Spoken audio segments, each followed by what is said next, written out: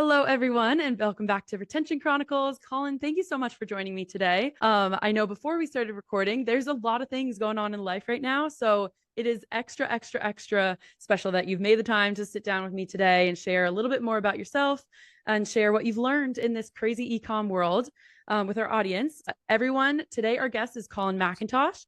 He's the founder and CEO of Sheets and Giggles, which, if you couldn't tell from the name, is a bed sheets company. And he is also now working on a side project called Sheets Resume, which is obviously in the resume world, helping HR and hiring and all that fun stuff. So we're going to dive into both today, focus more on the e-com brand side, which shouldn't be a surprise to our audience. So Colin, I'll pass the microphone to you. Tell us a little bit about yourself. Give us that background that everyone loves to hear. He has a sustainable bed sheets business that he's been building for 7 years, and he's helping thousands of people every month with their resumes. It's like, what? Like, we love that. I've always said that Sheets and Giggles is like the Seinfeld of brand. It's a brand about nothing. And I love that because we've been able to jump from like SpongeBob memes to helping people with like COVID and recovery and resources. It's been really nice to have the freedom of that brand for the last almost decade of my life. So I founded Sheets and Giggles in 2017, 3 weeks after I got laid off from our last company, and I shipped our first unit of eucalyptus bedding in October 2018. It's made from eucalyptus lyocell. It's a wonderful, smooth fabric, softer than cotton, more breathable, more cooling, and more sustainable. No microplastics, unlike polyester, which is made from oil.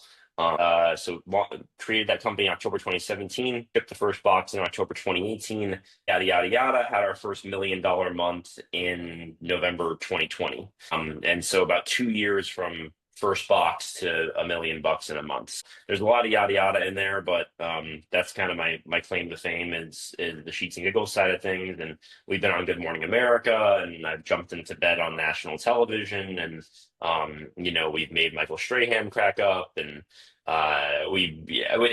it's been such a fun ride for me. We've donated over $250,000 to charity since I started the company, and have a few 100,000 customers. So that's my main thing. And then with Sheets Resume, just a total fun passion project, side project. I'm the Sheets and Giggles guy. I might as well be the My Pillow guy at this point, but bizarre world where I'm not insane. Or at least a different type of insane. And, I try to help people. And so I used to be a recruiter earlier in my career, my first couple of years of my career, and I've been helping people on Reddit online with their resumes really ever since then for the last, probably decade. And just about a year ago or 2 years ago, I started doing one-on-one resume reviews because I was really trying to help people. And now about a year ago, I put this AI wrapper onto all my best advice. And that's blown up quite a bit. And that's been really fun to kind of have this second thing in the background, and probably only spends about 5 or 10 hours a week on it, but really awesome side business and passion project. I love it. So, and we're going to get into all that yada, yada, yada in this podcast. That's what we're here for. It's the way life goes, right? But it makes sense. Very entrepreneurial of you to have, different things, but still tied back to the passions of, things that you're creating. So let's walk through a little bit more in depth of Sheets Resume, because then we're going to flip into focusing mostly on obviously your brand. So give us a background, because I love that you're on Reddit just giving reviews. I think that speaks to the passion that you have, because most people, so background on me, I was part of an entrepreneurial program where when you were actually a student in that program, you were in charge of recruiting and then hiring the class below you. So I've reviewed quite a good amount of resumes. They all suck, right? They're all terrible. Yeah, it's not fun. Yeah, I don't it's like unbelievable. it. So. Yeah, no. The thing about resumes that's so fun, it's a representation of oneself, right, on an 8x11 piece of paper. And it's so emotional. It's such an emotional document. And I remember when I was a recruiter, I would get these great candidates that I would find, and I would interview them, and they'd be amazing. And I would screen the resume, and I would end the interview with like, "Hey, look, I'm excited to submit you to my client. Your resume just is terrible, and I need to redo it top to bottom for you before I submit you." And I was like, at 23, like telling 30 something or 40 something year old candidates like, people who are applying for $250,000 a year jobs 10 years ago, I'm telling them like, I'm going to redo your resume as a child. And, they'd be like, okay, I trust you. Like, sure. And I would redo it and I'd submit it. And sure enough, the client would be like, wow, like what an amazing resume. And like, so that was kind of my first like taste of like what a difference a resume can make. And then I could understand the screening.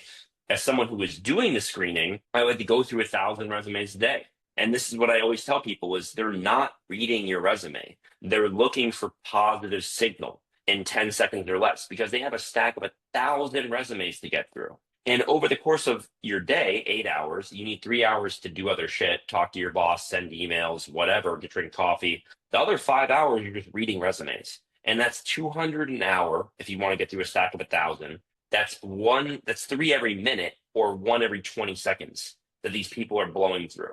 And so they're not reading the resume. They're just looking for signal. Yes, no, yes, no, yes, no, yes, no. So, an AI can help with that a little bit nowadays, but AI errs on the side of inclusion because the AI can't get yelled at. The AI can only get fired and uninstalled if it keeps good candidates from getting through to the human screeners. So the AI always errs on the side of inclusion. So people need to stop optimizing their resumes for AI. Instead, optimize for the human screener who can get yelled at by their boss. And the human screener does not, they have the opposite incentive system. They do not want to get told that they're an idiot because they don't understand the job that they're recruiting for.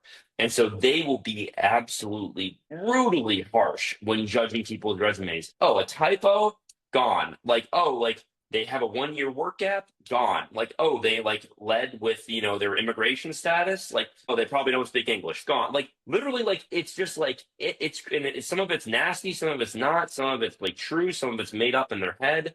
But this is the gatekeeper. And so, anyway, I was trying to help people on Reddit the last 6, 7 years. I did resume reviews for people for free. Then I started charging for them 1-to-1 because I just didn't have time to do them for free, and I needed to gatekeep my time somehow. And then I did this AI wrapper, and now it's helping literally like thousands of people every month. So it's been pretty crazy to see that progression just in my spare time. I was going to say that I think resumes are very applicable to anyone. So like, even though this podcast is mostly focused on brand side of things, I think a lot of our listeners will just be curious to hear from you with a background in just reading so many resumes. But yes, we can switch into talking about Sheets and Giggles. And I just want to ask, like, why bedding? Why did you choose when you were laid off by said company years ago? What drew you to it? Was it actually you give me before I start guessing. Well, you could guess a million times and you probably never get it. I love listening to my competitors on with this question on podcasts because they're like, we stayed in a hotel and we felt the sheets and we thought to ourselves like, wow, these are amazing. I wonder, like, there has to be a better way to make. I'm like, that's not true. I'm like, that's insane. Like, you didn't like stay at a hotel and then like found your business, but at the same time, my founding story is actually probably dumber and crazier. So who knows? But I was watching, God, this sounds so stupid when I say it out loud. I was watching War Dogs with Miles Teller and Jonah Hill, and Miles Teller's character is selling bed sheets out of the back of a pickup. This is too specific, so I'm not making it up, Yeah. right? Like, and I got so frustrated with his character because he has to end up burning the inventory because he can't sell it to anybody. And I turned to my ex-girlfriend and I was like, she's probably my ex for this exact reason. I was like, this is ridiculous. Like, he didn't do any pricing research. He doesn't understand his customer, his demographics. He doesn't understand his go-to-market strategy. You know what? Pause the movie. And I literally wrote a bedsheet business plan. This really gives a lot of insight to who you are as a person. I feel like. I'm a tough guy to love, let me tell you. And so my wife, we're celebrating our 1 year anniversary this week. And thank you. And it's very funny because I'm doing a lot of reading on ADHD and all the symptoms that I've had my whole life that I've never really understood. And now I'm like, oh yeah. Oh, check that off the box. Check that off. Yeah. So anyway, so whenever I write a business plan, of which I have probably 85, I buy a domain and I try to bring it to life in my head a little bit. And I always think, what's a funny name for blank? And I own giraffecarafe.com. That would be carafes in the shape of giraffes, right? Yep, that's great. I own romanhemperor.com for a hemp CBD business. I own workfromrome.com. I work from home and you can work from Rome. It's a travel agency for digital nomads. It will be. There you go. Growth Yes, mindset. yeah, a lot of pun-based betting, a lot of pun-based domains and betting domains. And so anyway, what's a fun game for a bed sheets company? It hit me right away, punch in the face, Sheets and Giggles. The domain was available, sheetsgiggles.com. All the social handles were available. And I was off to the races with like bringing it to life. And then 4 months later, I had kept thinking about it and becoming slowly obsessed with it, thinking about the business model. Okay, it's a massive market. It's a highly fragmented category. There's no market leader. There's no brand loyalty. There's no switching cost. I just have to get in front of people at time of purchase with the most visually and zany differentiated brand in the marketplace. It just made so much sense to me. And then I got laid off at 1 p.m. on a Monday. And when you get laid off at 1 p.m. on a Monday, what do? You go get bombed. And so me and my coworkers went across the street, drank a bunch of $2 margaritas, ended up going to Love. the Rockies game. I remember the Marlins were in town. Giancarlo Stanton had 59 home runs. I thought for sure he was going to hit 60 home runs because he was in Coors Field. And he had like 14 home runs in 13 career games there. And he struck out 10 times in the series, including 3 times that night. And that was the night that I told all my coworkers, I'm going to start a betting brand called Sheets and Giggles while I was drunk in the skunk. And 3 weeks later, I incorporated. And I did our Indiegogo in May 2018, 6 months later. And we raised $284,000 in pre-orders. And then we shipped our first box October 2018. It's been a wild ride ever since then. Okay, I love it. There's a lot to dive into there. Yeah, I know. It's It, stupid. it is hysterical though. Like sometimes that's just what it takes, right? And I would argue it's not stupid because now look at you, 7 years later, there's something there. All roads lead to now. Yeah, So exactly. yeah. Okay, so let's dive into strategy just a little bit because I want to queue up obviously for the customer retention side of things and talk about that acquisition. So obviously, I think pre-orders, that's a pretty strong acquisition channel when you're first starting out. So walk me through a little bit of how are you thinking about like why did you want to do pre-orders? I think it's a smart move. Like I'm aligned with you there. I think that's a great way to prove a business, obviously, right? Is you get that money before you invest in inventory. So walk me through that and then kind of walk me through like how have you developed acquisition from your first like Indiegogo campaign? But like 3 reasons why you'd want to do a pre-order, right? Number one is very baseline. You want the money to be able to go make the product, right? That's the obvious one. Number two is you want to prove traction to investors, to yourself, to the market. You want to say, this is a real idea that people want and that people will respond strongly to. And then number three is you can get a group of a few thousand people who are responsible with bringing the brand to life along with you. And I have a very personal relationship with my crowdfunding people. There's 1,893 of them. And every one of those people, I owe my entire career to. And I would bend over backwards for them and do whatever I can for them. I've made some of their resumes. The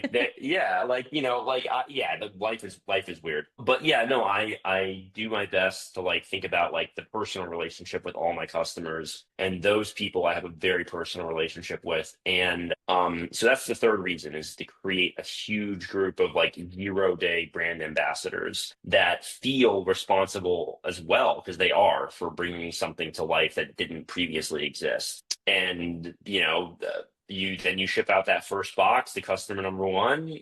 You can't believe it. The day is here, and it's like, holy shit, this is coming to life. This is it. We're doing this. And so yeah, those are my 3 main reasons for crowdfunding. Yeah, I love that. And it makes sense. You have those very early adopters who are going to be very, very affiliated with your brand. Yeah. Which is like why, people go on crowdfunding platforms is because they want to feel that. Like they are that type of consumer where it's like they want to be first to get something. They want to be part of a journey, right? All that stuff.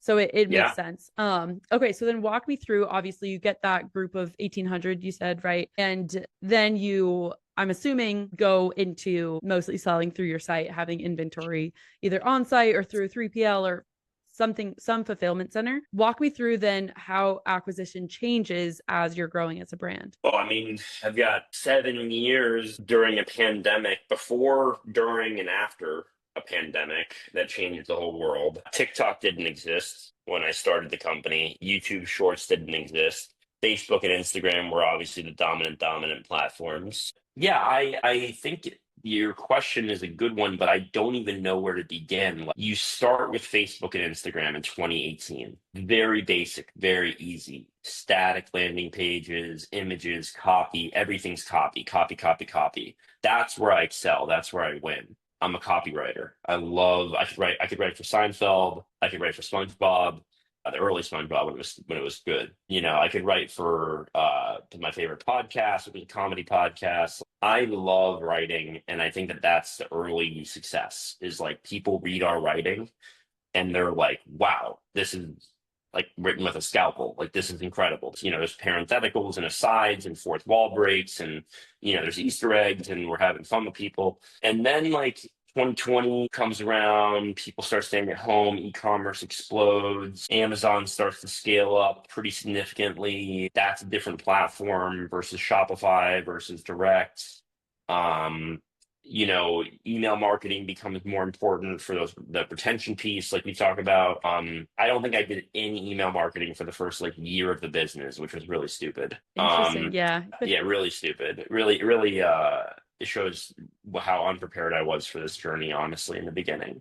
Um, and then like setting up your Klaviyo flows, your automations, like your SMS, and then SMS becomes big. SMS wasn't big when I started the company in 2017, 2018. Like it wasn't a big marketing channel. Um, and there's been the iOS 14 and Facebook attribution and like that battle there, and the absolute bloodbath that is search engine marketing. And we do podcast advertising and YouTube sponsorships, and I could go on about any one of these things. I don't know what's most interesting to you and your audience. I would tell you the most successful thing and the biggest insight I've ever had is to sponsor things that I personally like. And maybe it sounds obvious to some people, but your brand is you as the founder, the best parts of you, I would say. And so people who resonate with your brand are going to be people like yourself. And people like yourself listen to the same things you do. They watch the same things you do. They respect the same people you do. And so I sponsor as many people as I can who I've been listening to for 5, 10, 20 years since I was a kid in some situations. We sponsor, a podcast called The Dan Le Batard Show, which has 2.4 million daily listeners that I've been listening to since I was 14 years old for 20 years on AM talk radio, in South Florida, growing up driving to high school. And, that type of audience that I know intrinsically is large, and I know who they are, and I can speak to them in an inside voice and inside joke way that no one can speak to them. And so like I sponsor journalists who I read, like independent journalists whose work I really respect, and I make them their own landing pages that like make fun of the fact that they're taking corporate money. And I'm like they sold out, like look at this, like and then, That's great. Yeah. And I'm like, the good news is the only thing I'll ever ask is like larger tariffs on cotton or something like that, like something. Yeah, just poke fun. You just have, I call it soft hitting journalism, and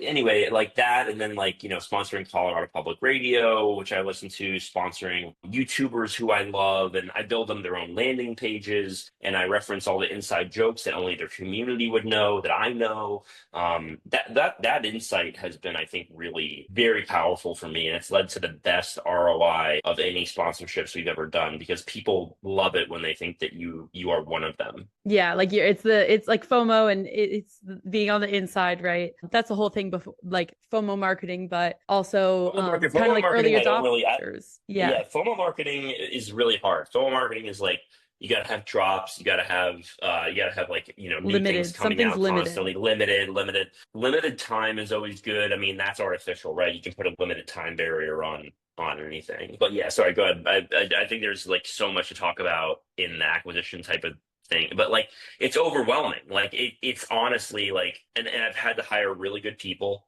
and I've had to let them do their work, and I've had to not be the founder with both hands on the wheel. And I've had to get out of their way, and I call them and I tell them like, hey, just so you know, I will never fire you for trying something new. I will always thank you for taking a risk, and please feel completely confident and empowered to do whatever you think you want to do that is best. And I'll never ever punish you for an action bias. And like that type of, I think, internal conversation, like very explicitly, is very important too, to do really crazy zany things that end up working out. Yeah, I agree. I feel that as a personal on the personal side as well. Like I work and thrive under those conditions for Malomo, like full time, and it's like take a risk, do some things, and I am very much an advocate for it. It is a better environment just to if you can get the right people in that environment to really just throw spaghetti on the wall, see what sticks, and then go from there. So I love the idea of sponsoring. We actually haven't had someone who's explicitly said that on the show, like sponsoring things that you like as a person or like what you like outside of your brand. So I really like that thought process with acquisition because you're right. There's a lot of channels. That's nothing new to anyone who's listening to this show. Exhausting. It's Yes. exhausting. Yes, exactly. And I think that's a good tidbit for people to take and like think through. And we can now focus on the retention side of things. So obviously very hand in hand with acquisition. If you can, give me a summary of like how you're approaching retention, because obviously your product is naturally like you want it to wear long. It's not something that you're like consuming the same way you would like food and bev or Yeah, beauty or something like that, right? totally. And it's a monstrous challenge. I mean, and I don't, it's hard because I have sort of an anti-consumerist stance, in the sense of like Americans are really good at one thing. We're really, really good at consuming. We're really, really good at buying things. It's why we have trade deficits with smaller countries because we consume more than they do, to whoever's listening. So, like it's not because they're ripping us off because we buy a lot of shit. Yeah. So, so for me, rebuying and buying more bed sheets, I've always messaged like, if you don't need new sheets, don't buy them, right? If you do need new sheets, buy them from us. And that's kind of been like the core message. Like you cannot consume your way out of this crisis that we've created of climate, plastics, oil production, pollution. You cannot consume your way out of that. You cannot buy enough electric cars to turn back the tide. You have to stop buying things, as a matter of fact. And so, for me, it's always been this interesting this tug of war between like, I'm a great marketer and I'm good at what I do and I know how to do it. And I like buying things and I like being a consumer and I like my cushy lifestyle. At the same time, like I don't want people to buy 7, 8, 9 sets of bedding if they have a 2-bedroom house. Like what, like, no, like you need like 2 sets per bed, you know what I mean? Like maybe 3. And so, for me, it's actually been about creating more value on the product roadmap. So when we started out, it was bed sheets, comforters, extra pillowcases. Then we added duvet covers.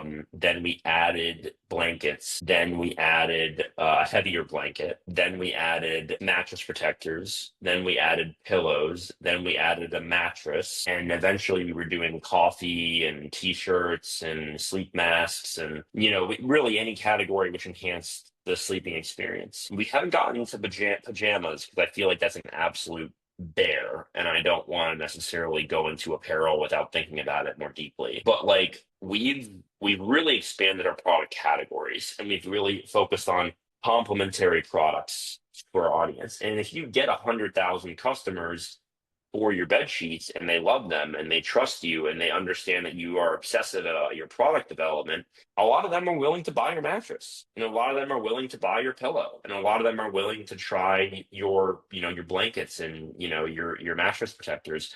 And so we've done a really good job, I think, of like building out that product mix. And now people kind of, instead of having maybe $150 LTV, maybe they'll have a $300 or $400 LTV on average over their lifetime. And then that really works well with a $60 or $70 cost of acquisition. And so that's kind of what we focus on to build LTV. Yeah, that makes sense. And I hear that a lot on this podcast, especially for products that aren't consumable, right? Where there's that natural baked in retention of like, as long as they like the product and the experience, you're gonna yeah, right. Like people are going to continue I'm to shop with you. so jealous of consumables and subscriptions because I feel like it would make life so much easier. Oh, how much do we need in 6 months? Well, we currently have this number of subscriptions and we're growing at 20% a month. So we're going to need to order this many things. And it's like, wow, what a nice, easy way to do forecasting. Instead it's like our first three Q1s were like 200 grand, 700 grand, 2.1 million. Like our first three Q1s. And that was like through a pandemic and everything. And it's like, okay, how do you forecast for like going from 200 grand to 2.1 million in a 2 year period in your Q1? You know what I mean? Like going Yeah. through a global supply crunch. Yeah, it was a nightmare. You do So your best effort. I That's how you forecast. yeah, and then you get yelled Yeah. at by a lot of people. Why are you out of pink? It's like, well, there was this thing called COVID-19 that ruined the world supply chain. Like, it's like, like it's so, dude, American consumers, I don't know what it is. I love them. I love people. I believe that everyone is the same person and that we're all a representation of oneself.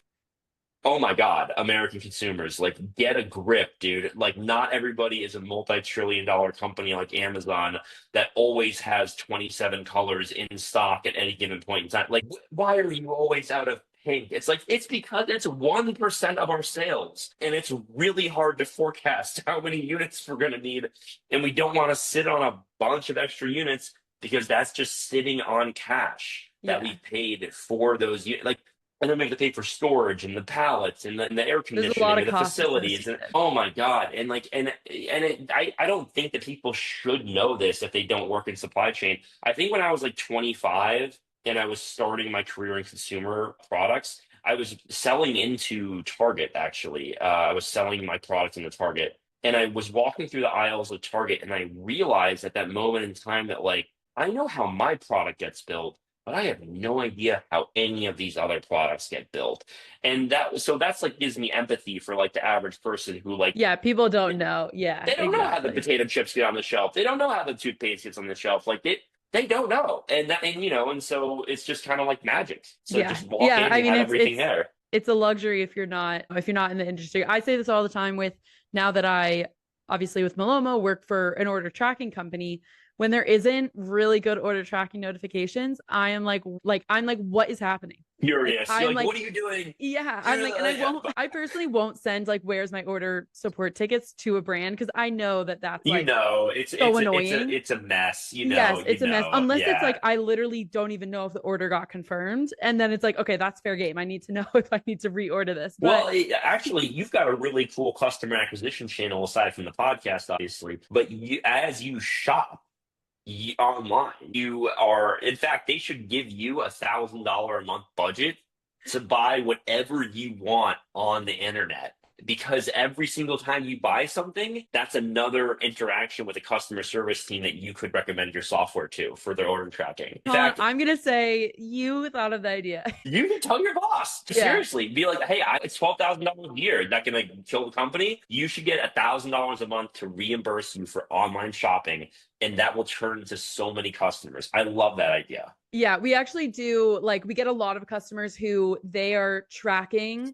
like one of their own shipments and then it says like on the bottom order tracking powered by Malomo and then they Sure, inbound because to other us. founders buy stuff, Yes. right? Other CEO buy. Exactly. They Yeah, support each other. absolutely. So Yeah, we yeah, actually yeah. do get like a lot and then obviously chat with when I'm I at think events and all that stuff. I So think you got to go right to your boss and you got to pitch this $1,000 budget a month. I think that I'll just timestamp this exact timestamp. your job is like now that I'm thinking My about it, job is like I shopping. gotta. That's great. That's what I'm saying. Is like that's a big part. My God, my wife would like go That would be nuts for great. that type of. Yeah. Anyway, yeah, Yeah. I mean, that's great. I do a lot of like, yeah, I do a lot of shopping Sorry. just because of like, I want to support founders I'm meeting and all that stuff. So it does naturally fit. But I also, Now I'm wait, just bringing this back, it goes back like I'm go a ahead. Go simple ahead. shopper, where like I don't want to overconsume. So I wanted to say this. I appreciate you articulating that of like being a founder, but like don't overconsume. So, but yes, I'm in the same lane where I'm like, I only shop on like DTC brand sites. I don't shop like third-party Yeah, websites. third party Um, Amazon, whatever. yeah, all Yeah.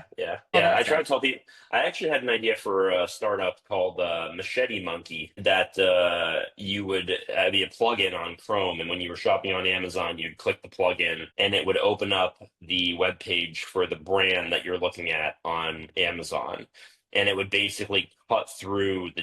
How do you get through the Amazon jungle? You follow the monkey with the machete, right? So it's called Yeah. Machete Monkey, A lot and of it brands would would love that because basically that's very difficult to get shoppers from Amazon to their site. So, totally. And there's a way to do it. You just crawl the page for the UPC code, and then you find the UPC code on the direct site, and then you open up the direct site for the same UPC matching.